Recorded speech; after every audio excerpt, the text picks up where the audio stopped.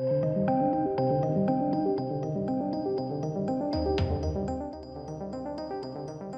welcome ladies and gentlemen. So the fallout from She-Hulk is continuing, if you can believe it.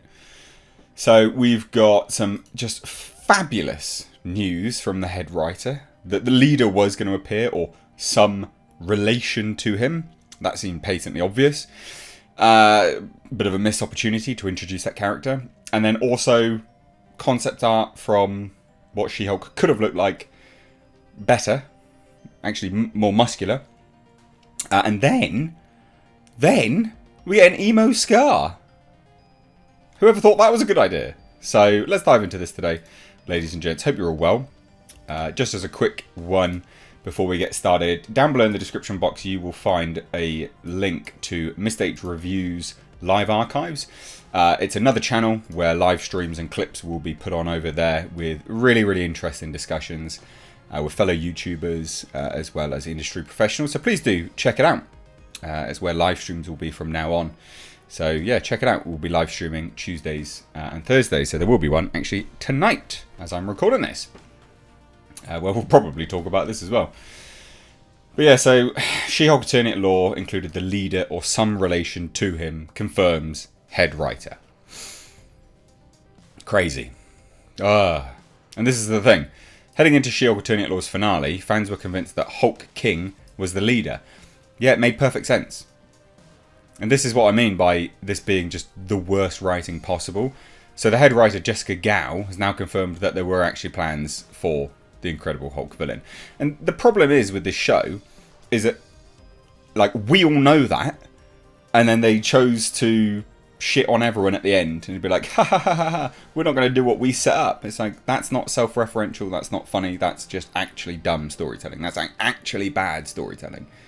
That's not good by any stretch. You set up all of these things and then it comes to the end and you're like, we're not doing that. It's like that, but you set it all up. What? Super dumb.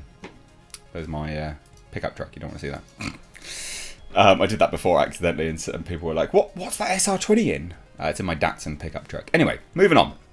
You don't care about that. She-Hulk alternate lore made it clear from the start that Jennifer Walters' blood was important, but it wasn't, though. It wasn't. Her unique... This is what I mean. The entire show is completely defunct. But her unique genetic makeup means it could be used to create new Hulks.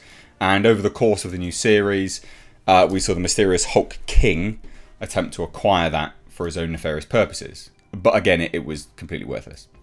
So the expectation amongst fans had been that the leader was behind the intelligentsia, using the group of incels as a means to get what he needed from She-Hulk.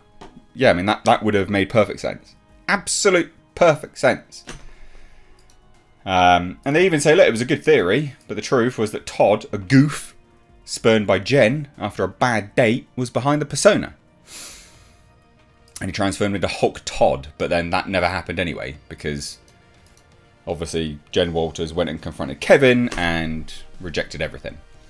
So this is what annoys me, because then the head writer, Jessica Gao, comes out as if this is like good to admit for some bizarre reason. Why? So she confirms that the Incredible Hulk's Samuel Stearns was indeed considered for the show. In my original pitch, I did have the leader in there, just as an option, as a suggestion, you know?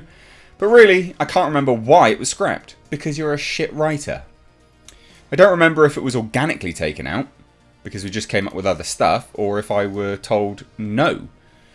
I honestly don't remember, but there was thought about either bringing him back, or doing some version of a new version of Leader, or some relation to him.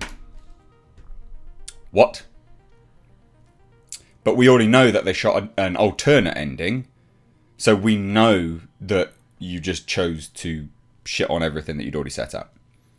But, I mean, truly, this was 3 years ago, and the show has evolved so much that I don't remember what actually happened. I mean, not smart. Not smart. Really dumb. And it is just plain bad storytelling. There's no two ways about it. It is just simply bad storytelling to have all of that set up, which was quite a substantial amount set up, might I add. An awful lot which was set up, and then just can it all. Like, why would you do that? Oh, just to shit on people. Like, well, that's not good. That's bad storytelling again. Really bad storytelling again. So anyway, here we have more disaster from She-Hulk. So here are some concept art. This is an alternate costume, and obviously alternate musculature, because she wasn't big. She wasn't massive or anything like that. But we also see an emo-looking scar. Oh, so it is honestly just ridiculous. So we have this. It's like a little, I don't know, like art clip, whatever you want to call it. Little video thing, just where it sort of goes through. So She-Hulk, alternate law concept art. Here you go, here you go. You can see it. This is much better. This is much more comic, actually. Much more comic accurate. And also, I think what I find especially hilarious about this, when we're looking at Jen Walters' fashion in the show versus what she's wearing in this concept art, bearing in mind this is written by women and approved, obviously, by women in terms of concept art and stuff, is that the fashion in the concept art is way better. Like, it always baffled me why we get the final, that sort of outfit for the gala, and it's just some sequined outfit. It just looks ridiculous. So anyway, more stuff here. So this is what Kevin would have been. Just sort of a variety of boxes.